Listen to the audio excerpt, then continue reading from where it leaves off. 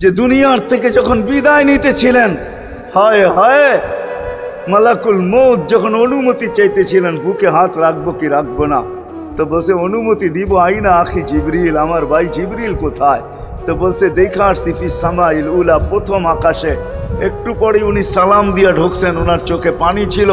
তো বলছে আপনি কাঁদেন কেন? বলে আজকে এলপিআরে চলে যাব, আর কোনোদিন ওহির বাহক হয়ে জমিনে আসবো না। আপনার পরে কোনো নবী নাই, কোনো রসুল নাই, আমারও ওহির কাজ শেষ। ওহির সুবাদে কখনো কখনো নৈকট্যময় জায়গায় চলে যেতাম, আজ থেকে আর যাওয়া হবে না। আমার চোখে পানি।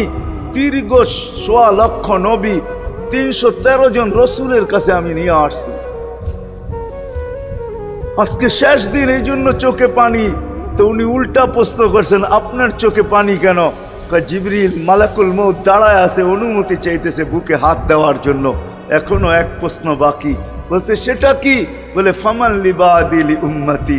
অথচ ৯ ঘরে চুলা জ্বালানোর মতো তেল ছিল না, খাওয়া তো দূরের কথা, বাতি জ্বালানোর তেল ছিল না। আম্মা জান আয়েশা রাদিয়াল্লাহু তাআলা আনহা বলেন, যদি তেল থাকতো তো খিদার তাড়না এতটুক ছিল, আগে তেল পান করে নিতাম। হাদিস উঠায় দেখেন, লেখা আছে।